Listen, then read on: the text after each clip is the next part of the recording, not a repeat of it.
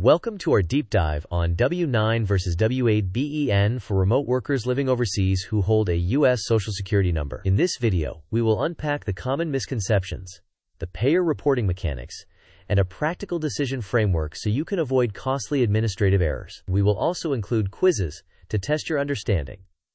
Let's get started. Here is the agenda for today. We will move from myth versus reality to the IRS definition of a U.S. person, then explain why payers often push the W-9 when you have an SSN. Next, we will walk through a decision flowchart and a table of common scenarios. We will include quick quizzes, provide practical action steps and scripts, highlight key takeaways, and close with an important disclaimer. The big myth is that your physical location outside the United States dictates whether you complete a W-9 or W-8BEN. The reality is more nuanced. Your taxpayer identity and the payer's U.S. reporting obligations often drive the form selection, especially when an SSN is present in the payer's system. We will break down the policy logic and the legal definitions so you can see where these assumptions come from and how to avoid errors moving forward. Let's clarify the IRS definition of a U.S. person.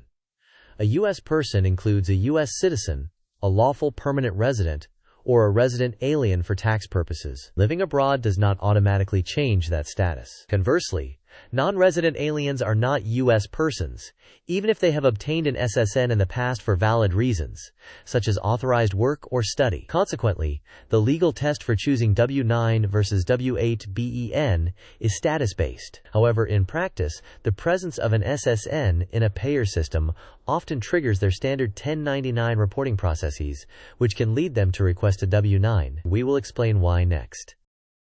Let's compare the forms. The W-9 is for U.S. persons. It certifies taxpayer status and provides a taxpayer identification number, commonly an SSN, to enable the payer to issue Form 1099 for U.S. reportable payments. It is often required if you file jointly with a U.S. citizen spouse or elect resident status. The W-8BEN is for non-U.S. persons. It certifies foreign status and beneficial ownership, directing the payer to apply the withholding and reporting rules under Form 1042S rather than 1099. The W-8BEN may include a treaty claim and may require a U.S. TIN or a foreign TIN to secure treaty benefits. This flowchart shows a status-first decision. Begin by confirming whether the income is U.S. source and reportable by a U.S. payer. Next, determine whether you are a U.S. person. If you are, you provide a W-9, and the payer generally reports on Form 1099. If you are not a U.S. person and remain a non-resident for tax purposes, you provide a W-8BEN, and the payer applies the 1042S regime with any applicable withholding. The diagram also flags that payers may push a W-9 when they detect an SSN, but the decision should be grounded in your actual tax status. If you elect resident status with a U.S. citizen spouse, the W-9 path applies because you are treated as a resident. Payers often push a W-9 when an SSN is present, because their systems are designed to associate SSNs with 1099 reporting workflows. Compliance teams seek to avoid mismatches, such as having an SSN on file while receiving a W-8BEN certifying foreign status. Additional elements like a U.S. mailing address or joint filing indicators can trigger more 1099 flags. As a result, many payers insist on a W-9 when an SSN exists, regardless of your physical location. This is an operational reality, even though the legal test is based on whether you are a U.S. person. This table summarizes common scenarios. A U.S. citizen abroad provides a W-9 because citizenship confers U.S. person status. The same applies to green card holders abroad. And a non-resident alien who has an SSN from past authorized work still uses W-8BEN because status, not the mere presence of an SSN, controls the certification. Electing to be treated as a resident when filing with a U.S. citizen spouse pushes you to W-9. Non-residents with no U.S. TIN use W-8BEN. Dual status individuals who are resident for the year typically follow the W-9 path. Question: what is the primary legal test to determine whether you provide W-9 or W-8BEN? Options: A. Your geographic location. B. Your hourly rate. C. Your U.S. tax residency or U.S. person status. D. How often you get paid. You may pause the video now to think about the answer. We will discuss the answer in the next section of the video. The correct answer is your U.S. tax residency or U.S. person status.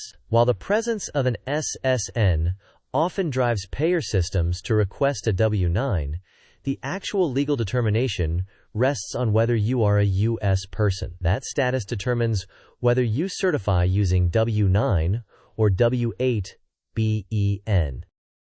Here are practical steps. First, confirm your status: citizen, lawful permanent resident, resident alien, or non-resident alien. Second, match the form to your status. U.S. persons provide a W-9. Non-U.S. persons provide a W-8BEN.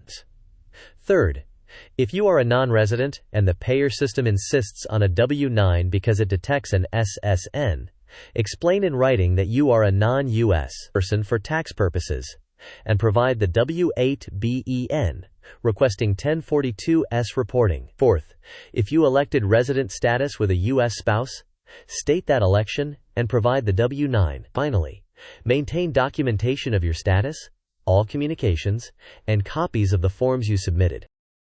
This pie chart provides a conceptual breakdown of two dominant reporting paths payers follow. The W-9 generally maps to 1099 reporting for U.S. persons, while the W-8BEN maps to 1042-S reporting for non-U.S. persons. The proportions are illustrative to help you visualize the split, and are not statistical claims. This sequence diagram walks through onboarding to reporting. You provide either a W-9 or a W-8BEN along with your taxpayer identification number. The payer's system forwards the information to compliance for validation. If you are a U.S. person, the W-9 is approved, payments proceed, and the payer issues a 1099 at year-end. If you are a non-U.S. person, the W-8BEN is approved, payments proceed with any applicable withholding, and the payer issues a 1042-S at year-end. Mismatches between a stored SSN and a newly provided W-8BEN can trigger manual compliance reviews, which may delay payments unless documentation is clear and consistent. Question: you are a non-resident alien living abroad who previously obtained an SSN for authorized work. A U.S. payer asks for a tax form today. Which is correct if you are still a non-resident? Options: A. Provide W-9 because you have an SSN. B. Provide W-8BEN because status controls, not location or the mere presence of SSN. C.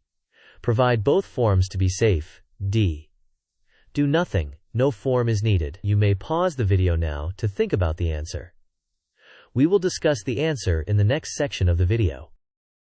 The correct answer is to provide the W-8BEN because your status controls the certification.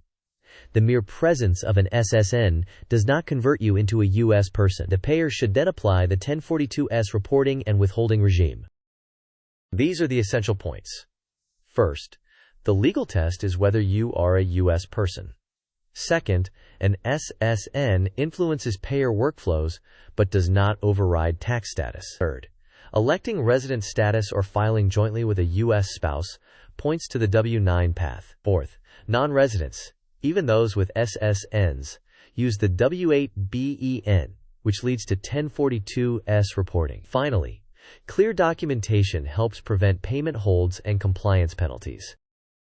Disclaimer: this content is for educational purposes only and does not constitute tax, legal, or accounting advice. Tax outcomes depend on specific facts, elections, and current regulations, which may change. You should consult a qualified tax professional to address your particular circumstances and to confirm which form and reporting regime apply to you.